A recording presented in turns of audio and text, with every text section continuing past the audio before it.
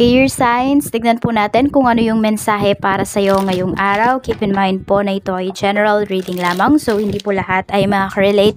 So be open-minded. Sa mga hindi pa po nakasubscribe dito sa ating channel, please subscribe na po kayo and pa-like na din po ng ating video. At sa mga nais naman po mag-avail ng ating private readings at ng ating Evil Eye Amulet, makikita nyo po yung link sa description box.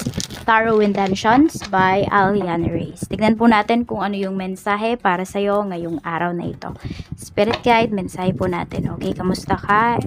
Air signs. We have number 22. So marami po sa inyo dito. Could be bookworm. Meron naman dito pwede po na kayo ay nagre-review. Ayan, more on review yung nakikita ko. So magte-take ba ng exam yung karamihan sa inyo. Ayan, claim nyo na yung positive energy na kayo po ay makakapasa. Kayo ay nakapasa na sa exam na. Yan, natinig po ninyo. Okay, we have number 13, pagdating sa family, and we have extra joker. Okay, merong bolero dito pagdating sa family mo. Nafe-feel mo ito, air signs. Ayan, medyo sumasakay ka lang dito sa taong to kasi parang ayaw mo siyang ma-offend kung meron ka mang sasabihin sa kanya. Ayan. Tapos, meron din may pagka-childish, ganyan. So, tignan natin, meron din naman plastic. Pagdating sa friends, medyo mag-ingat ka sa friends, lalo na sa mga plans mo, huwag mo nang i-share sa kanila. We have number 27, okay? Pwedeng may mag-traitor sa'yo dito na isang kaibigan. Meron din naman dito, kahit nakatalikod ka, air signs, pinagtatanggol ka niya. Oo, yan. Okay, so, ayan po. Pwedeng meron dito, may invite kayo sa isang gatherings ng isa sa mga friends po ninyo. Okay, I mean family gatherings nga to eh. Yung i-invite ka niya. Ewan ko, siguro tinuturing ka niya talaga na kaibigan. So ayun, kapag may mga ganap sa life niya, ini-invite ka naman niya. Meron naman dito, maaring ini-invite ka niya kasi parang gusto ka niyang inggitin. Sabihin natin yung iba sa inyo galing kayo sa broken family. Tapos, alam mo yun, alam niya na yun yung nakaka-trigger sa'yo. Pero yun, may mga basta parang nananadya. May mga triggers ka dito na kaibigan. So kung ayaw mo lagi trigger, ayan, siguro it's time para lumayo ka na sa kanila kasi nananadya na po talaga. Tignan natin para kung ano pa yung ayaw mong pag-usapan. Yun yung binabrought up nitong taong ito.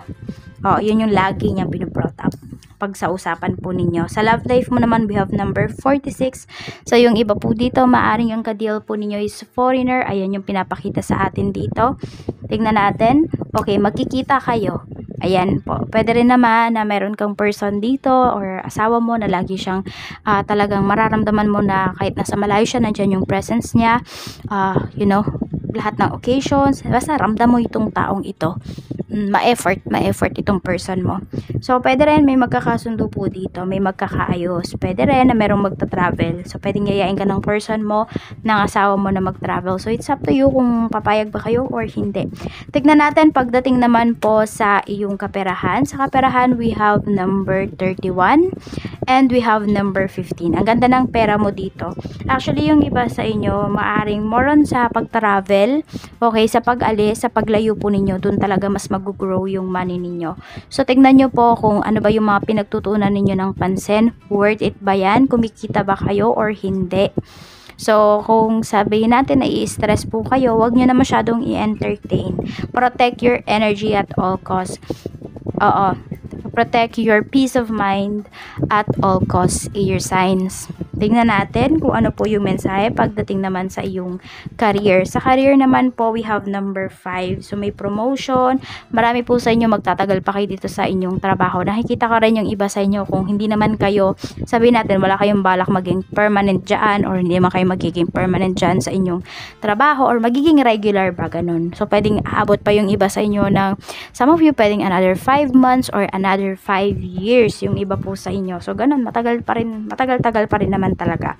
We have number 14. Pero huwag kayong mag-alala kasi pinapakita naman dito air signs na mag-grow talaga kayo dyan po sa napili po ninyong company, sa career po ninyo.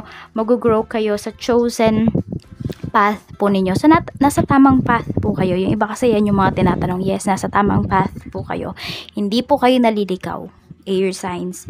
Check natin pagdating naman po sa negosyo. Kamusta naman po ang negosyo? Sa negosyo, we have, ayan, number 44 and we have number 30. Mag-iingat ka pagdating sa negosyo mo. Kasi, Pwedeng yung iba sa inyo nalulugi yung business. Tignan natin kung dapat mo pa ba yung ipagpatuloy. Air signs, may peace of mind ka pa ba daw? Sabi ni universe. Kasi kung wala na, i-let go mo na tong business mo kasi nalulugi lang po yung iba sa inyo. Marami pong trumaydor sa iyo dito. Okay, yung iba naman sa inyo, ayan, tignan natin kung ipagpapatuloy mo, kaya pa ba? Kaya pa naman, air signs, pero wag ka na magtitiwala dun sa mga dati mong pinagkatiwalaan kasi hindi mo na sila mapagkakatiwalaan pa. At saka follow nyo po yung intuition niyo. Yung iba po kasi sa inyo, binablock nyo yung intuition nyo, kaya ayan, medyo nahihirapan po kayo dito pagdating sa inyong business. Okay lang naman daw po, air signs, na ipagpatuloy, but make sure na iniiba nyo po yung inyong strategies, yung tactic po ninyo pagdating dito sa inyong negosyo kasi nababasa kayo kaagad ng mga tao sa paligid ninyo. Tignan po natin pagdating naman po sa iyong sa advice sa'yo ni universe. Okay, advice sa'yo ni universe, ayan po, maganda daw yung growth ng money mo. Kaya lang yung iba po sa inyo, pwedeng hindi nyo po yan na-appreciate talaga. You feel na yes, may pumapasok na pera, air signs, pero yung iba sa inyo, hindi kayo happy, hindi kayo contented. So maging kontento muna po kayo. Ayan o, putulin nyo daw yung mga hindi nagpapasaya sa inyo. Sige, ayan. Tapos, improve nyo talaga yung pag-handle ninyo ng inyong finances. I-value nyo daw also yung time po ninyo. Kasi yung iba sa inyo nakakalimutan yung i-value yung time ninyo. Kaya yung iba, ayun, tinetake kayo for granted. Yun yung nangyayari, air sign. So, tignan po natin. Ito yung mga lucky numbers po ninyo. We have number 9, 37, 11, 24, 14 and 15. Maraming salamat po sa walang sawang pagsuporta ninyo dito sa aking channel. Mag-iingat po kayo always and more blessings to come. Bye-bye!